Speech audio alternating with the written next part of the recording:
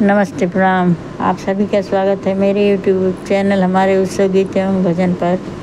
मैं एक हर छठ की कहानी जिसको ललही छठ भी बोला जाता है सुना रही हूँ। कैसा लगेगा आप कमेंट में ज़रूर बताइएगा। और मेरे चैनल को जो नए हो सब्सक्राइब करें, अच्छा लगे तो लाइक एवं शेयर करें। धन्यवाद।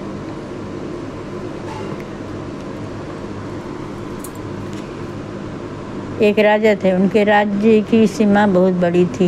एक समय उनके राज्य में सूखा पड़ गया, पानी नहीं बरसा। नदी, तालाब, कुएं, पोखरे सब सूख गए, कहीं पानी नहीं बचा। राजा की प्रजा त्राहि करने लगी। देखकर राजा को बहुत चिंता हुई, बहुत कष्ट हुआ। वे विद्वान पंडितों के पास गए, इसका उपाय पूछा कि कैसे पानी की समस्या खत्म हो। विद्वानों ने कहा कि उपाय है, लेकिन आपसे होगा नहीं। राजा ने हाथ जोड़कर कहा, आप उपाय बताइए, मुझसे प्रजा का कष्ट देखा नहीं जा रहा है। पंडितों ने कहा, सुनिए, आप पोखरा खुदवाएं और उसमें अपने नाती को डाल दें। ये बलिदान कर सकें तो पानी की समस्या दूर हो सकती है।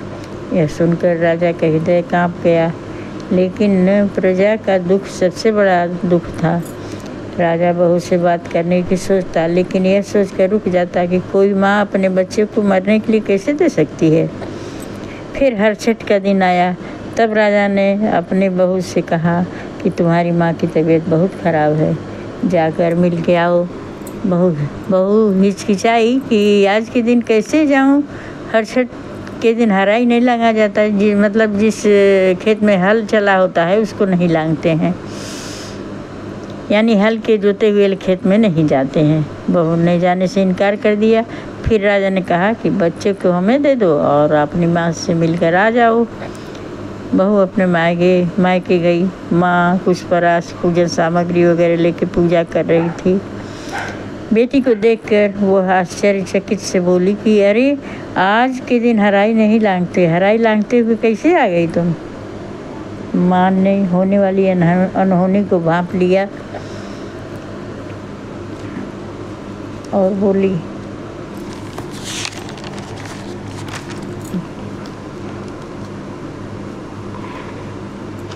बेटी ने कहा, माँ मुझे बताया गया कि आपकी तबीयत खराब है तो मैं मिलने चली आई। माँ ने कहा, बेटी तुम अभी के अभी वापस जाओ, तुम्हारे साथ कोई धोखा हुआ है। आज के दिन हराई नहीं लांगते हैं और हराई लांगते चली आई हो, तुरंत जाओ। माँ ने चिंतित मन से छठ माता की पूजा करने लगी और हर छठ माता से प्रार्थना करने लगी कि बेटी के साथ कोई अनिष्ट न हो, यानी सब कुशल मंगल रहे। राजा की बहू वापस आई तो देखती क्या है, पोखरे में पानी भरा है जो हमेशा सूखा रहता था। उसने कहा, कहाँ रोसेगी, पाल के नीचे उतारो, मैं भी तो देखूंगी पानी में, पोखरे में पानी कैसे आ गया, मैं भी पानी देखूंगी। देखती क्या है कि उसका बच्चा उसी में छपक रहा है। उसने दौड़ को बच्चे को उठाकर अपने सीने से चिपका लिया। अब उसको सारी बातें समझ में आ गई कि मुझे क्यों भेजा गया माँ के यहाँ। इधर राजा रानी शोक के कारण फाटक बंद करके घर के अंदर हो गए कि बहू को क्या जवाब देंगे। बहू फाटक खुलवाने लगी, कोई खोले नहीं। फिर बहू ने कहा, आप लोग फाटक खोलिए, मेरा बच्चा मेरी गोद में है।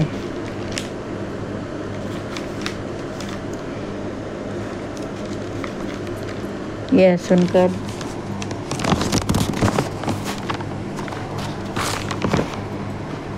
राजा रानी दौड़ के आए, फाटक खोले। दरबारी सभी लोग आकर बहू से माफ़ी मांगे। बहू ने कहा, छठ माँ की पूजा मेरी माँ कर रही थी, उनकी कृपा से प्रजा का कष्ट दूर हो गया और मेरा बच्चा भी कुशल मंगल है।